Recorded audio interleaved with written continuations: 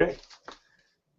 So welcome to the first webinar from the consulate in Halifax. My name is Scott Whitmore.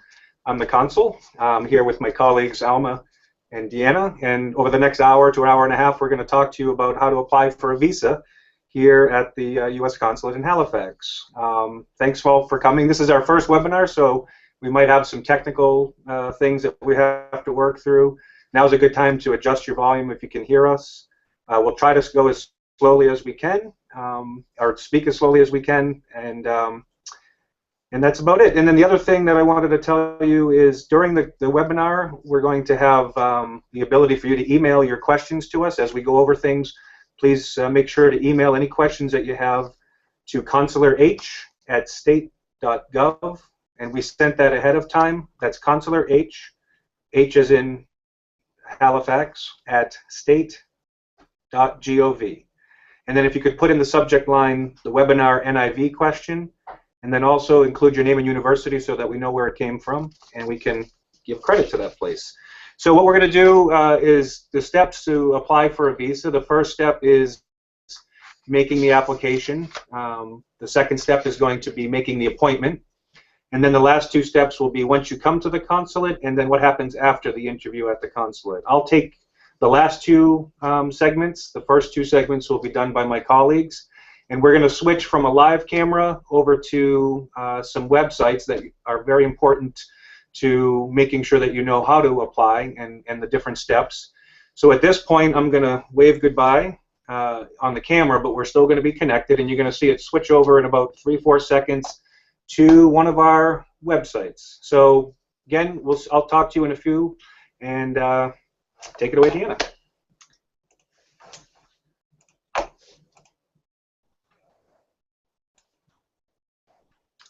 All right, so I can still see.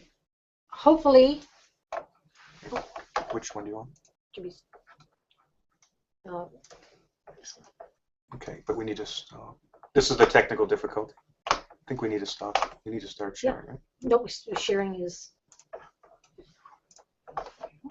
Okay. That one you want? Okay.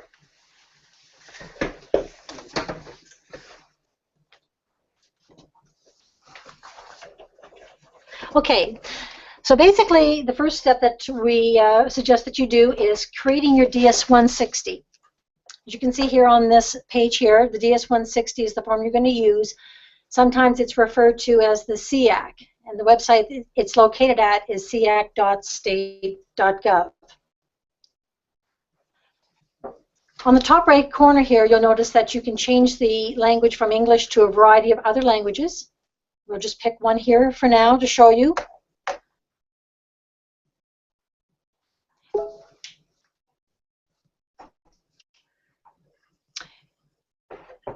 Usually what happens is when you cursor over these links here, a subtext pops up in the language that you're looking for.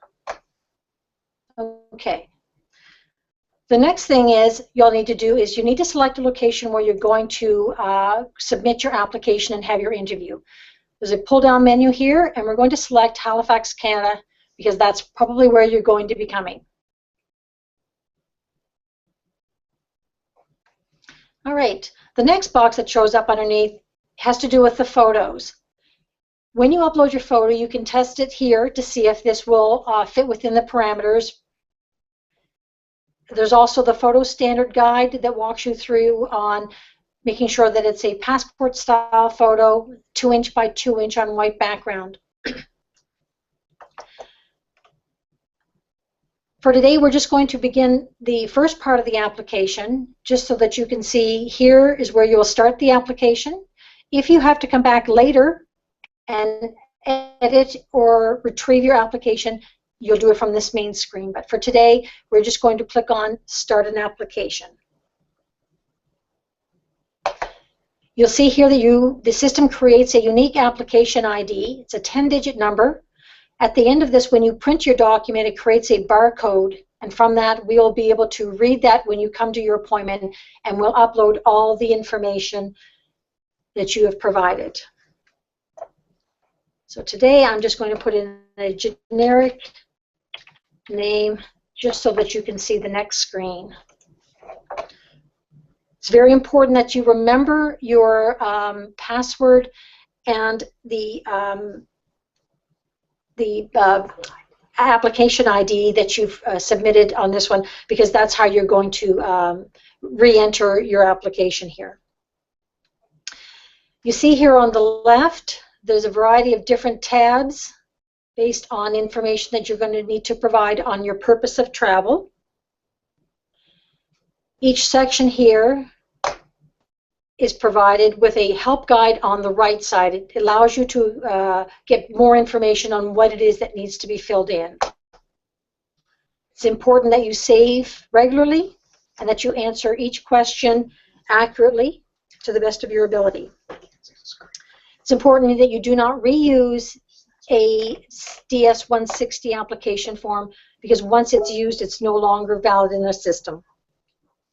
We're going to make a quick timeout. I think we have a technical issue that we have to sort out. I don't think you can see our screen.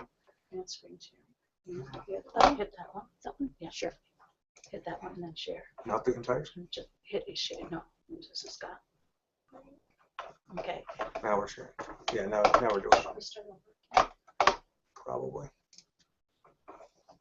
Yeah.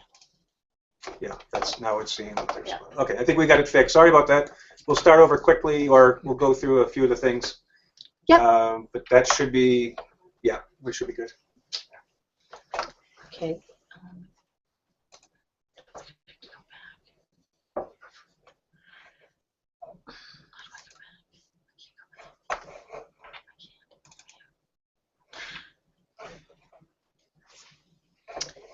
Okay. Okay, just let me just go here quickly, just so I can get the main screen up again so that you can see.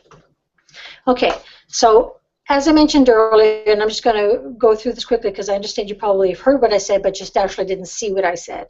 Okay, so this is the SEAC, the DS-160 application form. Up here in the top right-hand corner is a selection of a variety of different languages that you can pick from. When you select it,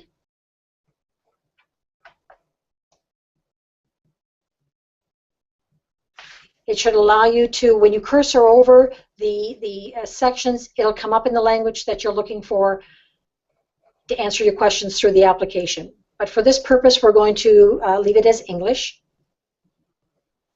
Second part of this is the location. I mentioned earlier you have a variety of places to pick, but for our purpose, we're going to pick Halifax, Canada. Here's the section on testing your photo and the photo guide that walks you through on the criteria, the size, and the guidelines. All right, so for this one here, we're just going to show you how to start an application. We're not actually going to go through each individual page. So once you click on that, you're going to notice in the right-hand corner a unique application ID number. This is only to be used once. It cannot be reused a second time. So once you're done with an interview, whether your visa has been approved or refused, you need to create a new one. All right, so for this case, I'm just going to put in a generic name just so that we can see what the next pages look like. All right, so on the left-hand side here, you'll see all the various tabs. These are the questions that you'll need to answer. Make sure that they are accurate, because if you make errors on this passport number or gender, a variety of things, it may cause problems when you come to your interview. So just make sure that you double check your information for accuracy and save often. On the right-hand side, there are help sections for each section that you're going to need to complete. And if you go down to the bottom of the page, this is where you will save each page and then continue on to the next category. All right, so once you've completed that, you're going to print and bring your document with you along with some other information that we'll talk about later to the consulate for your interview. So now that your DS-160 has been completed and printed, you're ready to go to the next website where you're going to book and pay for your appointment.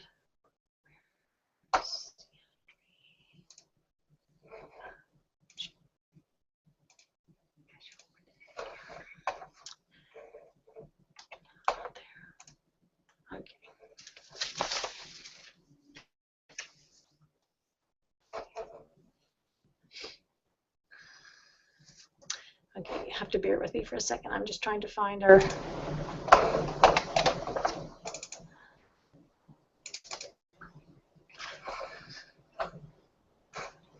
All right.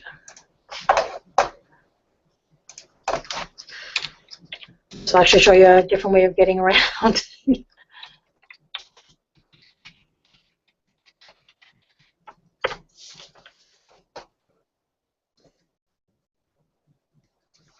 Okay, so this is what we call the US Visa Info Services. This website works best in Chrome or Firefox. And at the bottom, this is another website that allows you to change from English to French and back. So we're going to leave it as English for today.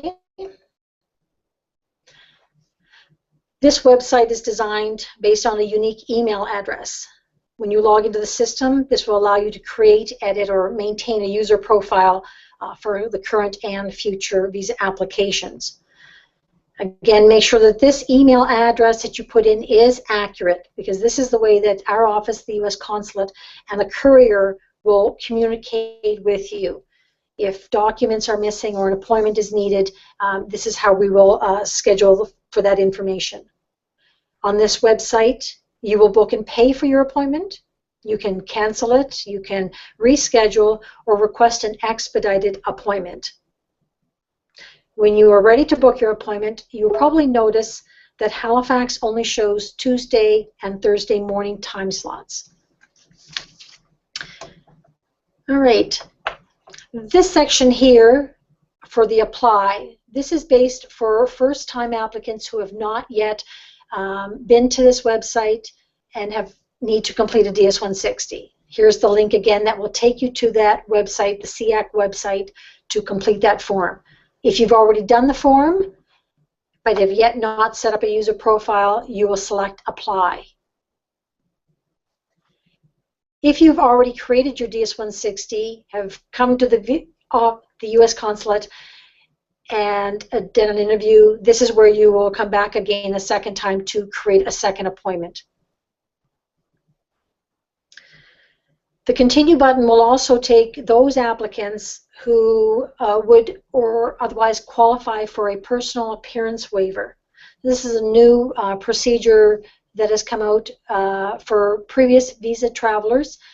There are certain criteria that if they qualified for, they may be able to just complete their documents and send everything in to our office. There's about 8 questions once you go through this process that you'll need to answer, and if it allows you to courier in your documents, then that's the way you'll do it. If you do not qualify, it will ask you to book your appointment.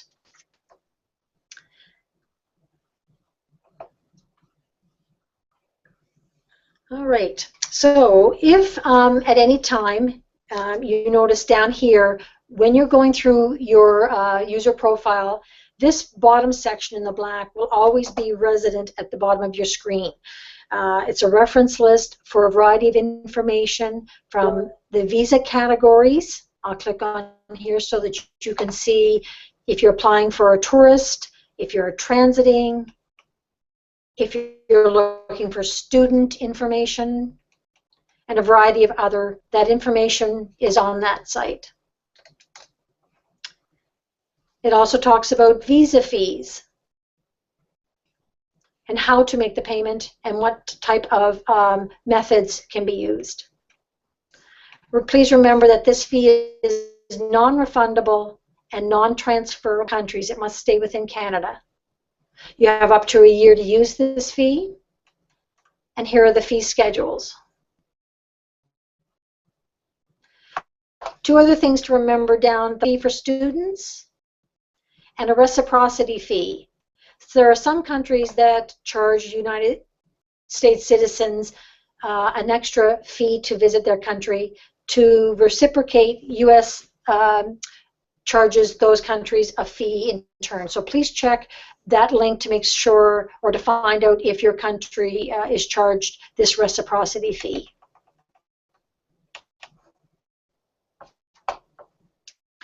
This talks about wait times, required documents that you may or may not need, and visa courier information.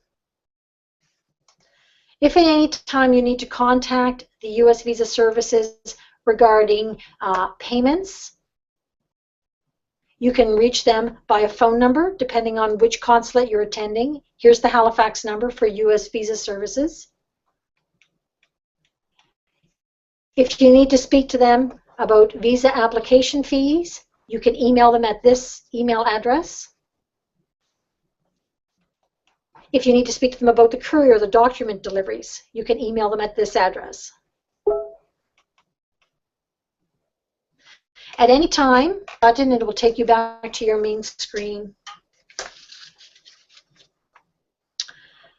All right, so basically, once you've completed your DS-160, you've come to this website, you've created your user profile. It's very user-friendly. It has a lot of very colorful buttons that are red and green that stop you from going further, or the green buttons which allow you to action further steps. There is a current status screen in the middle of your profile that tells you where you are in the process. So basically, that's about it. I'm going to pass you over now to Mr. Whitmore, Consul, and he will take you to the next step after you've brought all your documents to the office.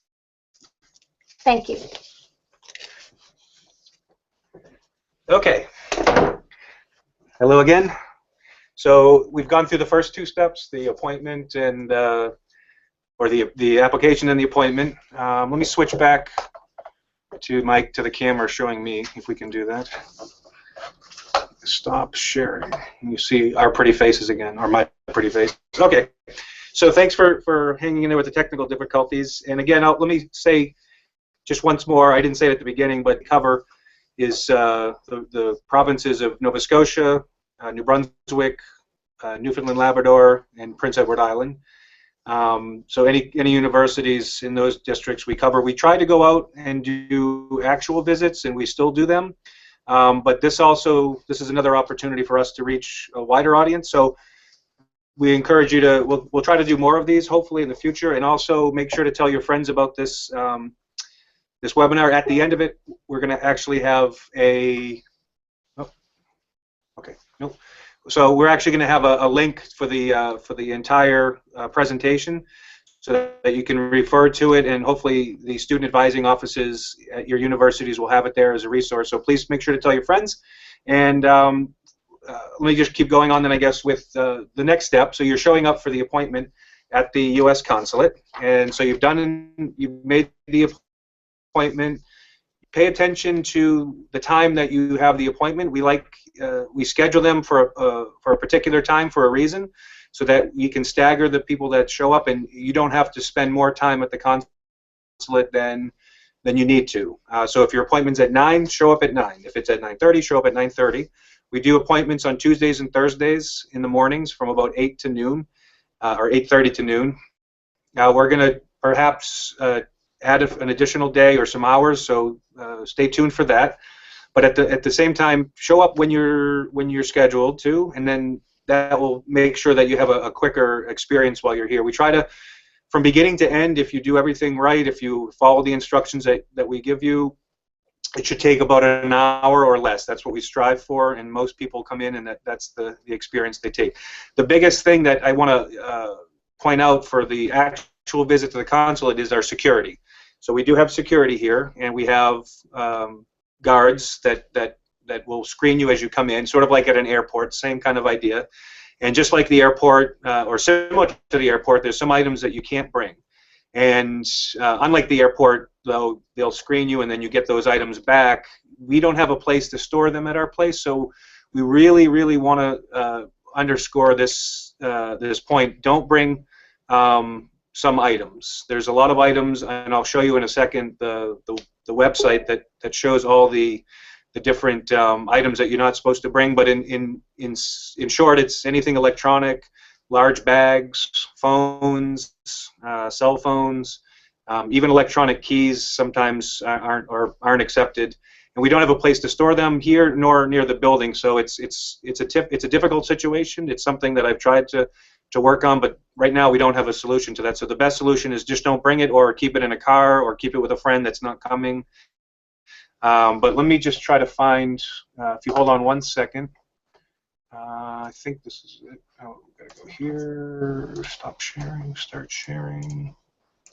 Okay.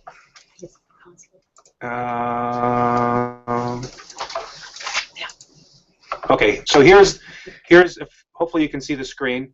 This is the security notice that says what it looks like when you come to the consulate and what items you can't have. And right here, I'll highlight it. Those are the items you just can't bring. It's on our regular website under Halifax, usconsulate.gov visas. It's right there in the front, and most people do a great job sticking to that, and we ask you to do that as well when you show up, just because it'll make it quicker for you. The next thing that I want to talk about, and let me hold it there for a second, and then I'll switch back to the other things. So stop sharing. Okay. So the other things, what I want to mention is the actual appearance. Some people don't need to appear.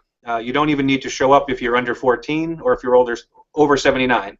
Now, most of you won't be that age because this is geared more towards universities, but there are some of you that have already had a visa that, I'm not sure if my colleagues mentioned it, but we have an interview waiver process here that there's some things that if you qualify for, you don't have to show up, and that's right again on the appointment process system.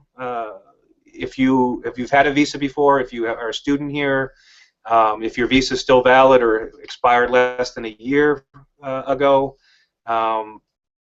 there's a few other things, a few other factors that you have to consider. You can never have been refused a U.S. visa before. If you have, then you don't qualify for it. But I really want to underscore the importance of that program too, because we occasionally now still get people that show up that don't need to show up, and it's just a long trip, unnecessary trip. So if you do qualify for the program, we encourage you to just send your documents to the Loomis, to the mailing service, and then we'll get it here, we'll review it, and then we'll let you know if you need to come in or not. So that's just a really good program that we put in a few months ago, and it's working well. We have a lot of people that are using it, and everyone seems to be pretty happy with it. So that's that. So the security, what not to bring, who doesn't need to appear. The other thing, so once that happens, you go through security, what you'll see is not a very large office, but a waiting room which fits about 12 to 13 people, and you'll have some windows that sort of like bank windows, and my colleagues will be there to take your fingerprints and to look over your passport, to look over your documents and make sure they're all in order. Once that gets done, you'll have a seat, and then soon thereafter I will give you a call to my window, and it most likely will be me, at least for the next few months, because I'm pretty much the only officer here that does interviews. So there's me and another officer, but chances are you'll see me, and we'll call you up, and then that's really where the interview happens. And this is oftentimes the most important part of the presentations that we give, because people want to know, what do I need to do to get a visa? What do I need to say? In reality, there's no magic answer. There's no magic, say this and you get a visa. There's a reason that we do the interview, because it gives me an opportunity to meet you and to talk to you one-on-one, face-to-face. It's something that's not every consulate in every country does around the world, but we do it as the U.S. State Department because we think it's an important part to get to know you and to know more than just what's on the paper. That being said, as students, one of the few documents that we actually do require are the transcripts, your official transcripts from your university. So we want to see that you're studying, what you're doing, how long you've been there, and the transcript really helps us paint or get a picture of what you're doing here in Canada. Because anyone that applies for a visa to the United States has to show that they have some connection or some tie outside of the United States. And in your case, most of you are going to be from another country that I've never been to. I've been to a few countries, but not the 140 countries of the nationalities of the applicants that show up in our windows. So what can I do? I can analyze what you do here in Canada, and that's really what you can do. It doesn't mean you don't want to bring or talk about your experiences from your home country, but I can evaluate a little bit more clearly what you're doing here in Canada. So you know, in that kind of the same line, we want to see if you have a study permit, your work permit, if you've recently graduated, are you working? If you are working, you know, bring whatever documents you think are going to support your case. Sometimes I won't ask for them, sometimes I will, but I will definitely ask you for the transcript to your university. The other things, you know, people ask me, what about bank information, and do I have to have a certain amount of money? The answer is no for both. You don't have to show bank account information. Sometimes I might like to see it and I might ask for it, but there's no magic number of I have this much money in the bank, so you'll qualify for the visa and you'll get the visa. The other thing, I'm blanking. The other thing that I often get asked is, you know, if I've been refused a visa in the past, can I apply again? Sure. Most times, if you've been refused, you can apply again. You're able to apply again. The only thing we have to be very careful on, though, is when you fill out the application, if you've been refused, make sure to put it on there and don't hide from the fact. Just be honest, be truthful, and that's the best advice that I can give you. What I want to talk about with you is, you know, your story. I want to hear why you're here in Canada, what you're trying to do here, and also I want to know about what your plans are in the United States. So that's another important part of the interview process. I'm sure there's a few questions, and hopefully you guys will write some things in right now, because often when I do these live, people have questions that they ask me at the end that I always forget to ask or to tell you. One thing I'm not sure if my colleagues explained that's very important is to make sure your passport is valid for 6 months beyond the time that you plan to leave the United States. So that's a little confusing, but let me put it in simple terms. Let's say you want to go to the United States around Christmas time, and you plan to leave the United States for either your home country or back to Canada by January 1st on New Year's Day. If that's the case, your passport has to be valid until June 1st, if that's my math is right. That's 6 months after you plan to leave. That's a very important thing. If you don't have that, then we're not going to be able to issue the visa. Even if you wanted to, you'd get stopped at the customs, at the border, by the Customs and Border Agency for not having a passport valid long enough. And that's another point that I just remembered. The visa itself is not doesn't give you the ability to go into the United States. It just gives you the ability to go up to the border and ask for permission from the border guards to enter the United States. And it's an important distinction, because the passport might be, or the visa that you get might be valid for 10 years, but it certainly doesn't mean you can stay in the United States for 10 years. The Customs and Border Patrol will, if they do let you come into the United States, they'll give you a stamp or a form that they put in your passport that says you can stay for X amount of days, which is usually 30, 60, 90 days of length.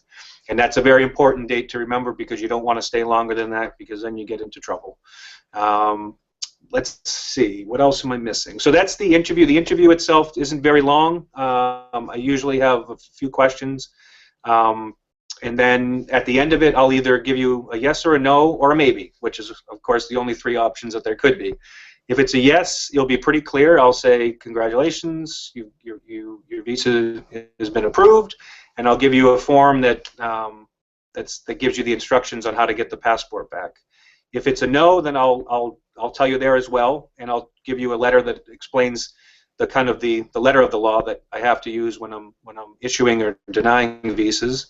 And then I'll also try to give a little bit more detail about why you've been refused. It's generally is just a matter of showing enough ties and enough connections and enough something outside of the United States that would make you want to leave the United States at the end of your travel, and that's the law. That's what I have to use when I'm issuing and not issuing visas. And then the last one is a maybe, and the maybe is a little bit tough to understand sometimes, but I'll try to do my best. Sometimes we get a case that just has to have more processing, and we're kind of in the modern age. We have computers, and we have people in Washington all around the world that tell us what we have to do, and sometimes a case will be held for more processing, and that's something that is out of our control. And if that happens, I try to explain it as well as I can to the applicant at the time, but it can take weeks, sometimes months, to get it cleared up. And so that's why we always advise that if you know you want to go to the United States and you have a travel plan, make an appointment as soon as you can to come to the US Consulate for your appointment, so that you have enough time to get the visa before you travel. Which reminds me of another couple of things. One, sometimes people will come to the window and say, I have my return a round-trip ticket to the United States, and because other countries often require the round-trip ticket. With the United States, with here in Halifax and in Canada, and I think it's a worldwide policy, we don't encourage people to make any travel plans, in fact, until they have the visa, which is kind of the opposite of what some other countries might tell you. And we don't want you to make travel plans, because if you don't get the visa, then you might be out of money, and that would not be a very good thing. The same thing, a lot of times people ask me after they get the visa, if I issue it when they come in, they say, can I make travel plans? And can I buy tickets? Well, that's up to you, but we also, again, strongly encourage you to wait until you actually have the passport and the visa delivered to you. Sometimes there can be delays from computers and printing. We generally try to get it out within a week, back to you within a week. But sometimes, with snowstorms or computer glitches or technical things, it can be delayed. So we always encourage you to wait until you actually have the passport and the visa with you. So going back to, let's say you did get the visa, that people always ask, how can I get it? Can I come back to the consulate and get the visa and the passport? Unless it's an emergency case, if there's something dire, like a medical emergency, or you can make a very, very, very good case that you need to come back and pick it up, we really encourage you to use the mailing system, which it's already part of the application fee. It's something built into it. It's something that the Department of State does worldwide. We hire companies that handle all the mailing of the passports back to you. And I think we went over it a little bit with my colleagues, but the company that we use, the courier that we use, is Loomis. And what we'll do is we'll send it back to Loomis, and they'll send it to the Loomis location that you picked when you filled out your application. It'll be the one closest to you. Sometimes that can be a convenient thing. If you're here in Halifax, the pickup location is in Dartmouth. If you're fortunate to study or live in Moncton, then there's another one in Moncton. If you're in PEI, and there's one up in Newfoundland, up in St. John's as well. If you're in a little bit further away, if you're in St. John or Fredericton, up in Sydney, or PEI, some of those places can be a little bit far to drive to from where you are. So there is another option for the delivery back to you, and it's something that we give on the handout, but I'll kind of explain it now. It's a delivery to your home address. So what happens is, I'll say you got the visa, you'll leave. The Loomis people will contact you saying they have the passport and visa. What would you like us to do with it? You can go pick it up, or you can request them to send it right to your address, and they'll send you a link that you can pay a little bit more. I think it's like $10 or $15, around under $20, I believe, and it saves you the trip, the hassle of having to take a trip to one of the pickup locations. So that's something that I really want to make sure that you understand. And again, we try to get it back to you in about 5 to 10 business days. And that's pretty much all that I had, actually. I think at this point we'll try to go to some questions that hopefully some of you have sent in or emailed in. If not, we have some questions here that usually people ask us. So with that, okay, you want to handle some of these? So one good question, you know, do I need to bring children with me to the appointments? You know, as I mentioned before, if you are an older student that, or any student that you have children under 14, you don't need to bring any children with you. They don't have to come. You just have to make an application for them. They have to have a separate application so that we have them in the system, and you have to have pictures for them and some sort of an ID, a passport, or a travel document. But you don't need to bring your kids with you. Let's see. Any other questions?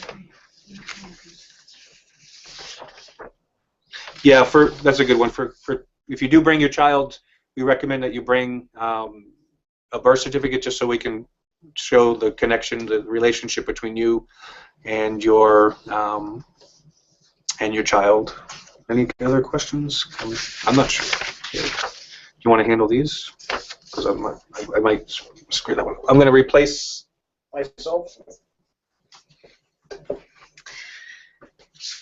Okay, a lot of these, some of the questions that we have deal with issues in US visa services, where if you've booked an appointment and you need to make a change, once you're into your account, like I mentioned before, there's a current status bar that has a variety of links that you can select from, everything from rescheduling your appointment, canceling your appointment, checking your status of your application, whether it's with the courier, whether it's still in process.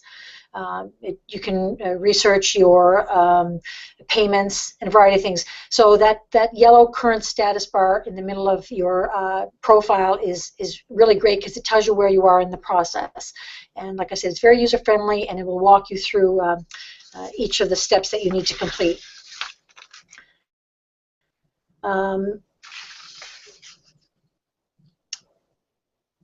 There's two ways of checking your status too on your application. One is through the SEAC tracking.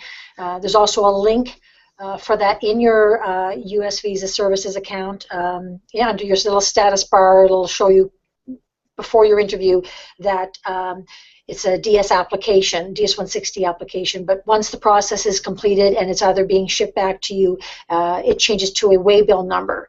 And you can actually click on that waybill number, and it will show you where in the process, you know, which depot, Loomis depot it's at, so that you can follow it if need be.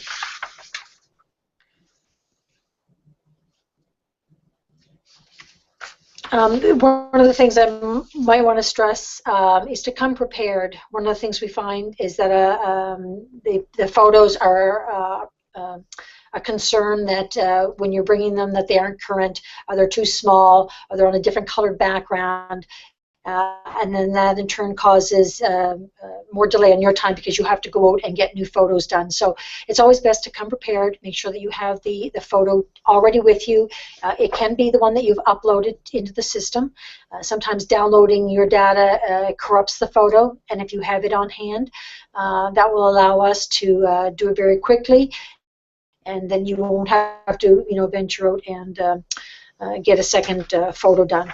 So come in prepared with your DS-160 printed and complete, that you have your valid passport, good for 6 months worth of travel, and any supporting documents that you feel support your purpose for your travel. That will greatly expedite the flow of when you come to the office, not bringing your security information or your security phones and stuff that you can't bring into the consulate. So that'll help expedite the process coming into our office. All right. I will give my other colleague here.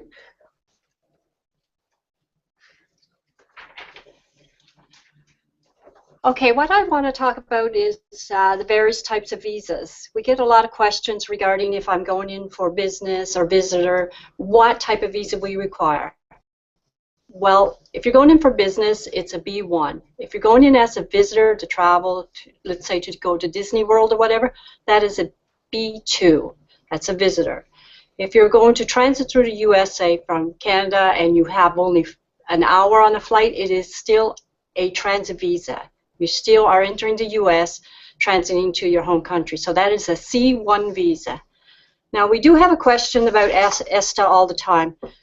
ESTA is for those countries that are under the visa waiver program, and those list of countries can be found at travel.state.gov.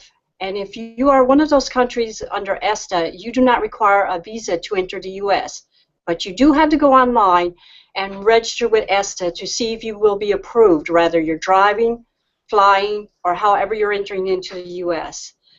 That website will explain ESTA to you. It's very important to follow the directions under ESTA. Now, there are also other categories of visa, like employment-based visas, H1s and L. They're pretty well self-explanatory on the travel.state.gov website. There are also student visas, F and M visas, where you need a certificate of eligibility to apply for those categories of visas. There's the exchange visitor program, the same thing, a J1. And all these types of category of visas, Fs and Js and Ms, have a SEVIS fee applied to them. Again, you will go through travel.state website for those. Do we have any more questions? Yeah, we have a question with regards to expired visas and expired passports and when you can use the valid visas. So if you have an expired passport with a valid visa still in it, you would use that passport with your new valid passport to enter the U.S. So your visa is still valid in your old expired passport, but you now have a new passport that you will carry with you until the old visa is expired, at which time you will acquire a new visa for your new passport. So you will travel with both your old and new passport.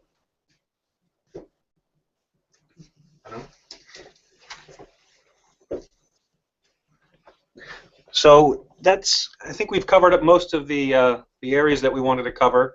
We're still going to wait a few more minutes for some more questions if they come in. There was something else that I wanted to say, and I'm blanking.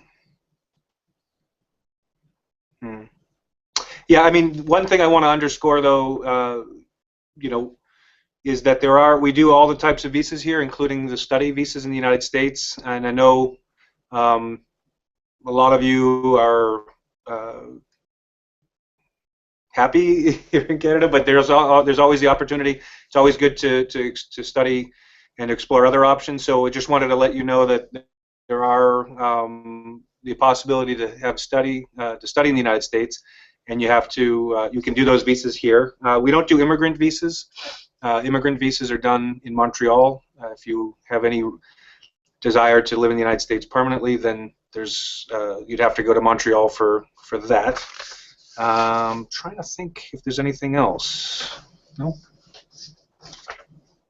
I wish we could all reach out to all of you listening and take your questions, because there's always good ones. No.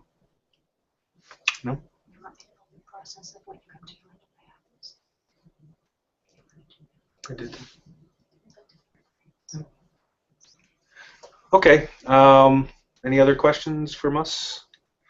Well, we're done in record time. Oh, yeah, that's a good one. Oh, that's what I wanted. Oh, sorry. Senior moment. I'm going to try to pull up a screen. It might take a second, but there's a good question that people ask: how long is my visa valid for? Oops, hold on. I'm going to switch over. Visa valid for. So I think my colleague might have shown this. Did you talk about reciprocity? I just talked about the fees that might be incurred, but I didn't actually go to the screen that shows. Okay. So on travel.state.gov, which is the website that we use and which you should use for the Department of State, they moved things around, so it might not be as easy to find. But I think if you type in reciprocity, I can type. So reciprocity means what we do for other countries.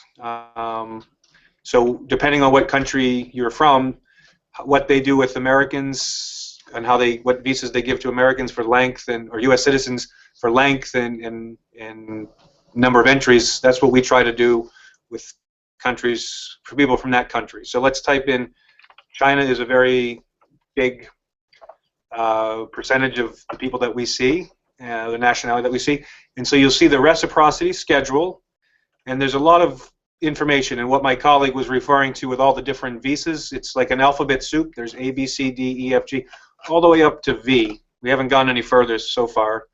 For the most of you, as again my colleague said, it's going to be the B1, B2.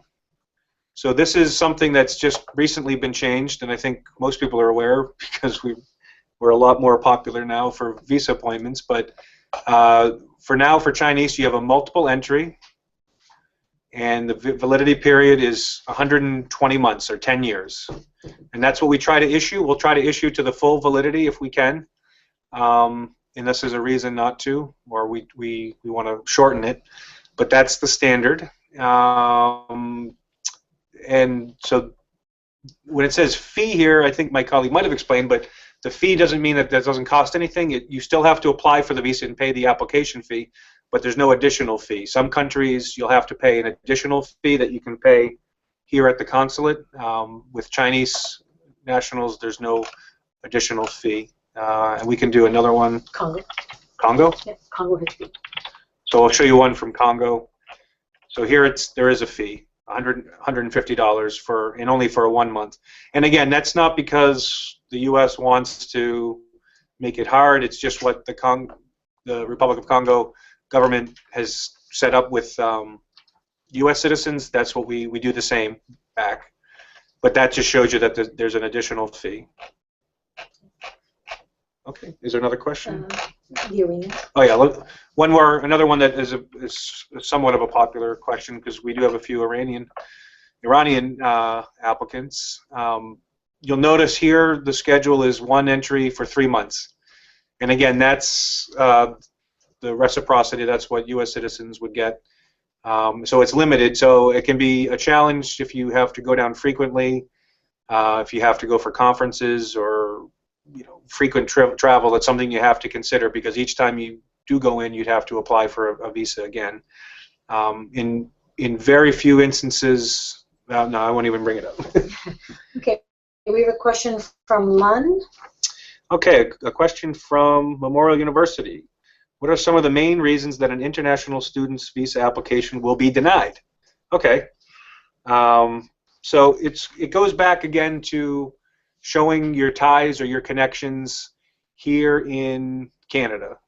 Because again, I can't evaluate what your ties are necessarily in another country. It doesn't mean I won't consider it, but people that don't get a visa, international students that their visa application was denied, it can be a number of things. Again, I ask for the transcript. I do look at the grades. Low grades doesn't necessarily mean that you're going to have the visa will be denied.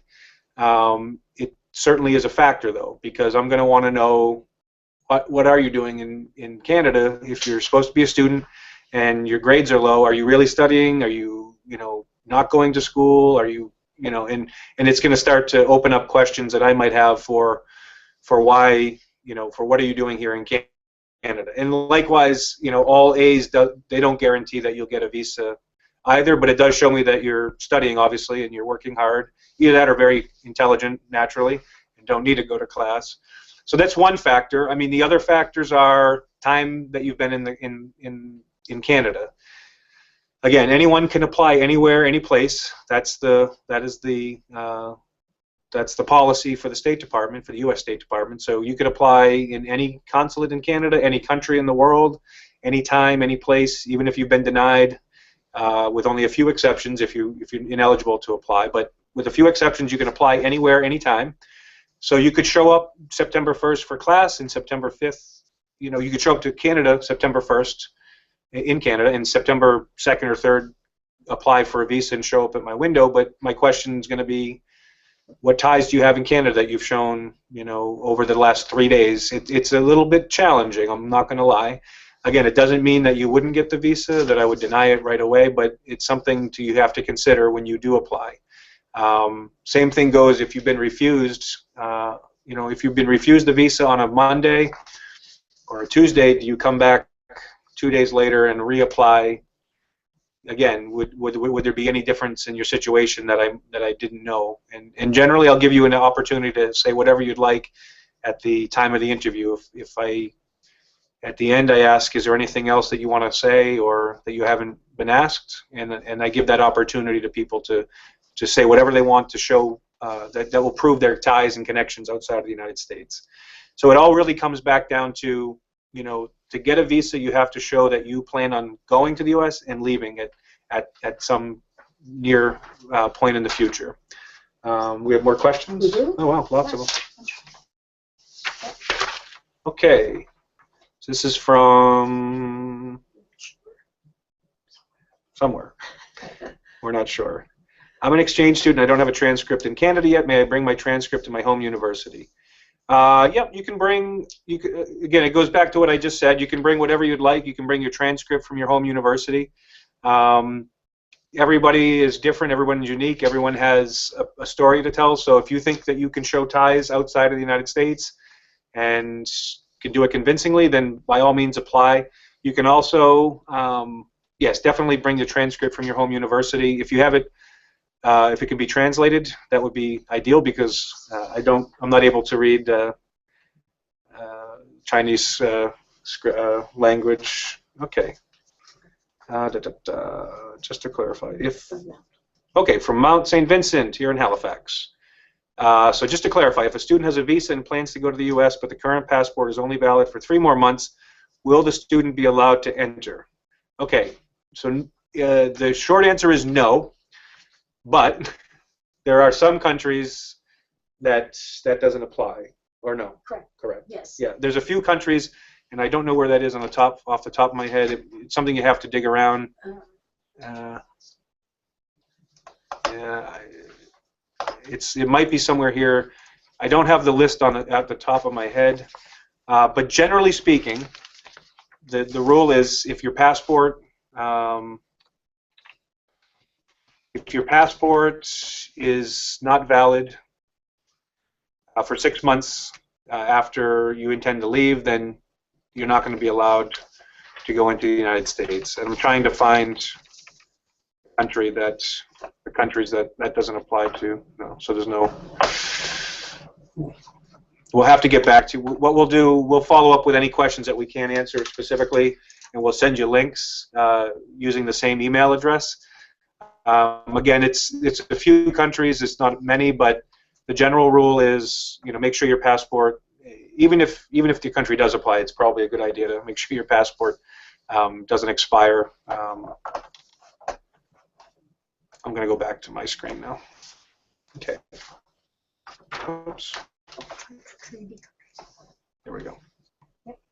So, what type of application should I use? This is from, not sure. Oh, from MUN? Oh yeah. Another one from Memorial. Which type of application should I use? Is it a B1 or B2 or B1, B2? If my intention is mainly to visit my relative, but there is a conference ahead in 2016 in Chicago, which I want to join, but I have not submitted the paper yet. So, again, that generally the procedure that we try to issue is for a B1, B2. It gives you the most options. Sometimes there's instances where just a B1 or just a B2 is more appropriate. But even if you apply for a B1 on the app, try to pick the right application or the right type of visa when you apply. Generally, a B1, B2 is a safe bet. We can always change it when we come here if we have to. But in that particular case, a B1, B2 would be the appropriate type of visa, because it has both elements, a tourist part and a business conference part. The only thing you can't do, you can't go to work and get money. You can go for business conferences. You can go for meetings. You can even go to visit a school.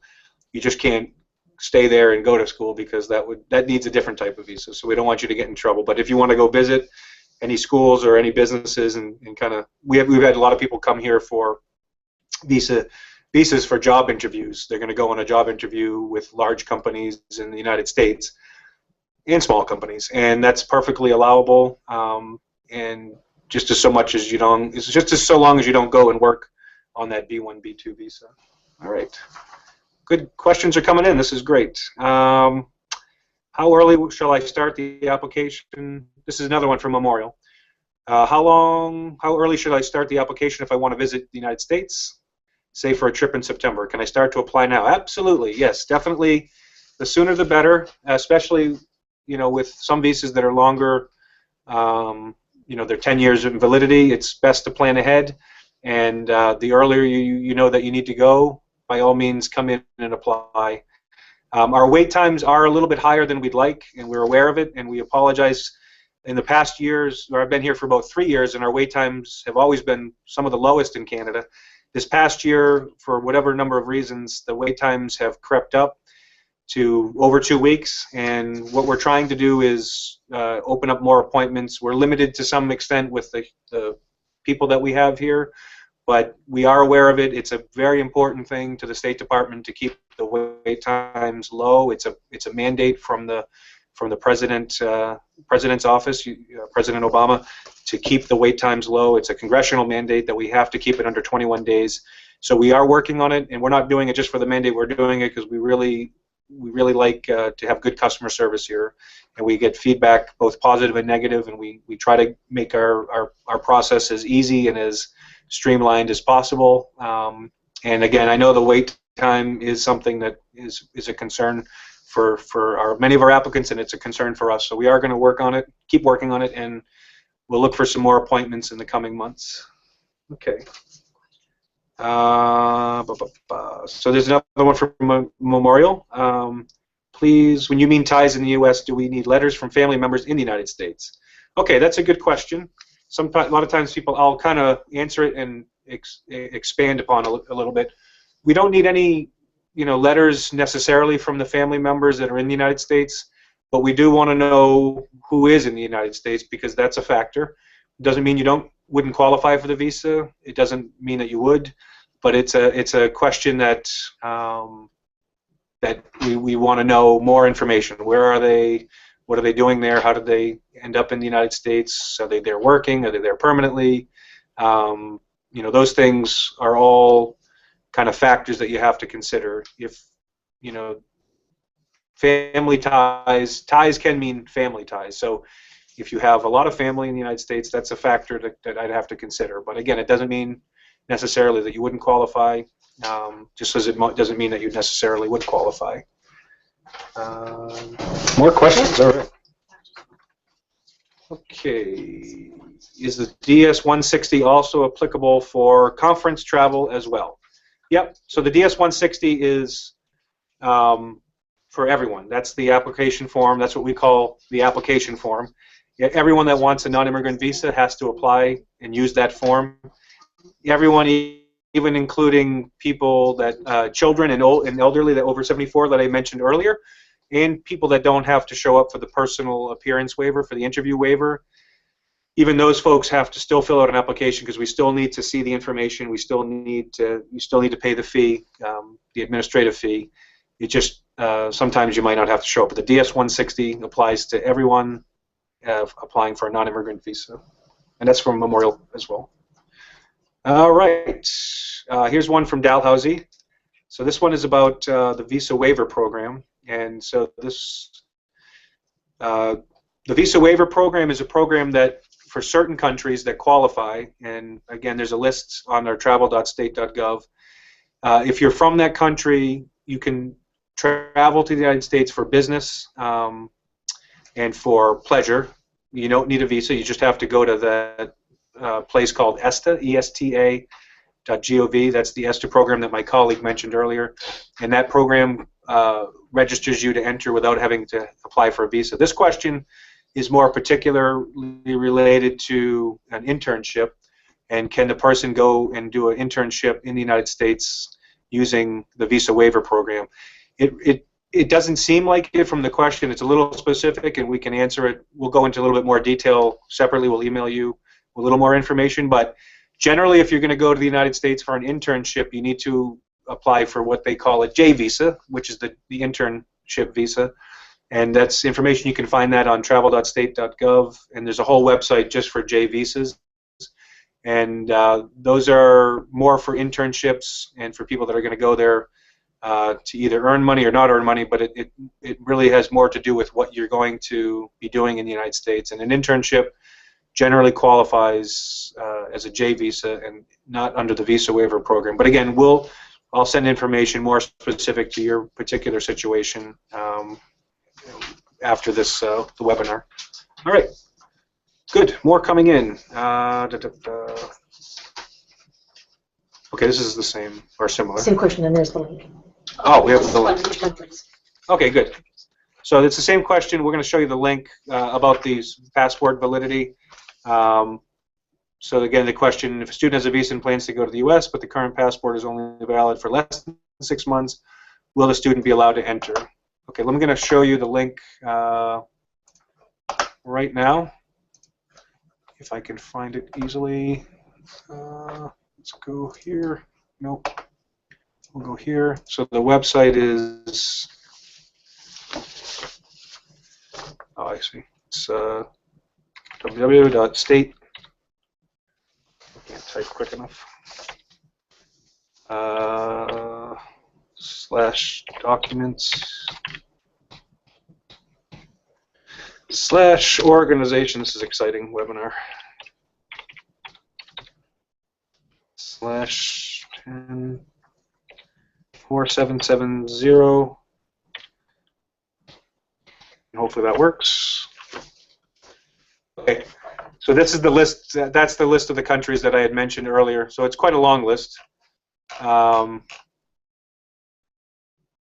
So these are countries that extend their passport validity for an additional 6 months after expiration. So if you're from one of these countries, that 6-month rule wouldn't apply. So you kind of have to. We can send this again. We'll send this link as a follow-up email to the webinar. But you can see it's quite a large list. So in those instances, if you're from those countries, then your visa would basically has another 6 months after it expires. But again, generally the rule is if your passport expires in less than 6 months, best to get a new one. I'm not sure if we have other questions. Okay. So here's a good question from another one from Memorial. I was denied twice before, and the reason was that my family ties are not strong enough here in Canada. However, I have a student work permit here that expires in October 2016. My mother's sisters are here, so how strong must the ties be then? I had applied for a visitor's visa. Okay, so let me go back to my screen. Okay, so just because you've been refused before doesn't mean you can't apply again. I can't really evaluate this particular situation, but we generally, if you've been denied, today, generally not a very good idea to come back within a day or so or a couple of days. But you can, if you think your situation has changed since the last time you were denied, and you think you have very strong ties that are enough that convince the officer to issue the visa, then you're more than welcome and encouraged to apply again. And again, you can also apply in your home country. That sometimes can help your case because in your home country or your country where your parents or you have family ties more evident than here in Canada, that can be often help your case to qualify for the visa. And you can also apply to other consulates throughout Canada as well. If it's a situation where I've denied, or I personally, I was the officer that didn't give you the visa, the policy here is we'll try as best as possible to have another officer interview you, just for fairness sake, and to give another a fresh set of eyes and ears, I guess, on the situation, so that those are hopefully answers some of your questions. All right, some more questions. So here's one. I'm not sure where it's. Okay, from University of Brunswick, St. John. So this person has a category C1D, which is like a transit crew type visa. It's a visa that allows you to travel through the United States but not visit, like in an airport or a stopover if you're going on your way from here, from Canada, through the United States to another country. He wants to change it to a B2. So please tell me the procedure. What is the minimum duration that is required before applying as a student here? As I've only completed 2 modules and I don't have an official transcript yet. So it's more about how much time do I need here in the country to qualify for a B visa or like a B2 travel tourism visa. So again, there's no set amount of time that you have to be here. If you wanted to apply right away, as soon as you got here, that's possible. Sometimes you can qualify right away, sometimes not. Again, it really depends on what you can show that is going to be a tie here in Canada or outside of the United States. In some instances, it's easy for somebody to, even when they first show up, to qualify. In other times, in other instances, you could be here for a year, 2 years, and still not be able to show strong ties. So I don't really want to tell you that, again, it's not one particular set of documents you need. It's not a length of time that you need to be in the U.S. It's not a certain amount of bank or money in the bank that you need to present. It's all kind of taken together into the appointment, which is why we do the appointment to begin with. We could just ask you, to fill out this form. How long have you been in the country? How much money do you have in the bank? What are your grades? Kind of make it very standardized, but then we wouldn't get a real sense of who you are and what you're doing here in Canada and what you intend to do in Canada and what you intend to do in the United States. So this is the part of the presentation when I give it live to people in an actual room. They start to wonder, is he just saying it depends, it's this, it's there's nothing really concrete. But in reality, there is no black and white answer. There's no yes or no. It's a very it's very important to have the interview and to have the opportunity to talk to the individual. And it's a private, confidential conversation, so I don't share it with anyone else, and you don't have to share it with anyone else, and I can't discuss it with anyone else. So what happens in the interview stays in the interview, as they say. And hopefully that answered your question. All right, another one. So this is one: student passport is valid for 2 more years.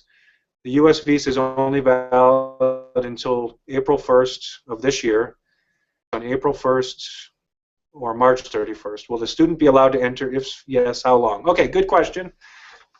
Because the visa, people think, if the visa expires April 1st, then I can't be in the United States after April 1st. No, what the visa is, again, is it gives you the ability to go up to the border, to the Customs and Border Patrol agents, and say, I'd like to go to the United States and I'd like to be allowed to enter. So in this particular case, because the visa is valid until April 1st, they could go right up to that date and apply to enter to the United States, all the way up to April 1st. I'm not sure if I would do it right up to the final day of the visa, but you could do it if you wanted to. And the customs folks, the Customs and Borders officer, will then look at it and will, if they do allow you to enter the United States, they'll stamp the passport with the length of time that you can stay in the United States, and that can be, again, 3 months, a month, 2 months, 3 months, whatever length of time. So it can be longer than what your visa is valid for, which is a very good question. Another question that I think might have been answered is using an old visa and an old passport. You can do that. You've already talked about that. Okay. All right. What are the things my relative needs to send along with the invitation letter? This is again from Memorial University. Way to go, Memorial. So I'm not sure if I understand exactly, but because it depends if the relative is in the United States, or if the relative, yeah, I guess you're talking about, yeah, okay, now I get it. So if again, going back, there's really no specific information that I want to see in the letter. I'm not even sure. I will often ask for a letter from the person that's in the United States or the relative. It might help to have some documentation about what their status is in the United States, if they have a passport, if they have a green card, if they have a work permit, something that shows that they're in the United States legally, that could be helpful.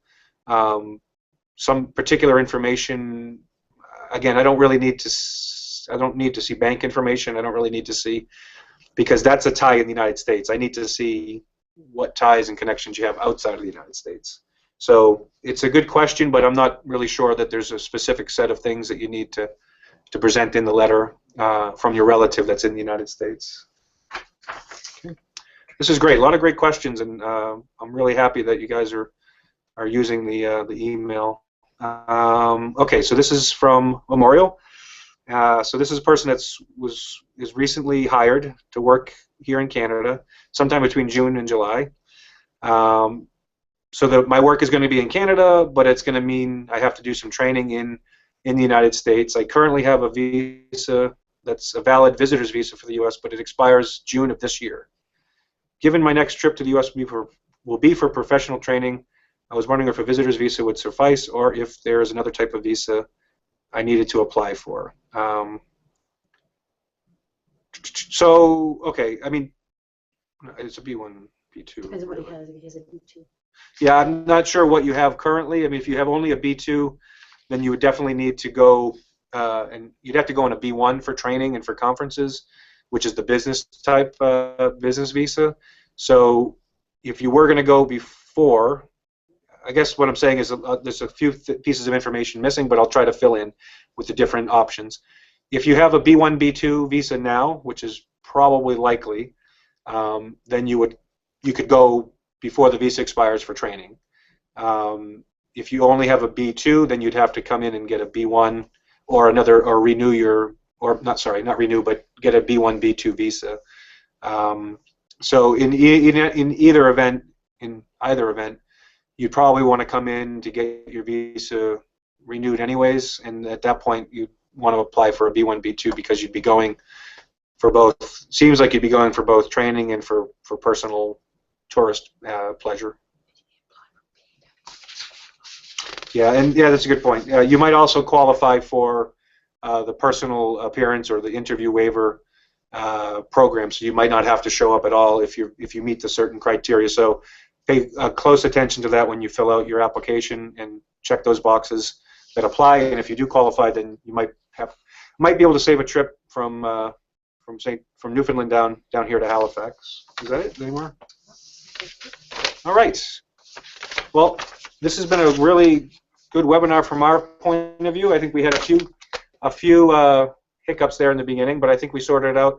I'd like to hear your feedback later if you have any positive or negative things, or things that we could improve or do differently. Also, other questions that you might think of, please be sure to send it in. We'll also, again, as I mentioned earlier, send a link to the whole YouTube video for this whole webinar, and you can refer to it as needed by you or by your student advising office there at your university. Thanks again for sending in the questions, and I think that's it here from Halifax. So take care.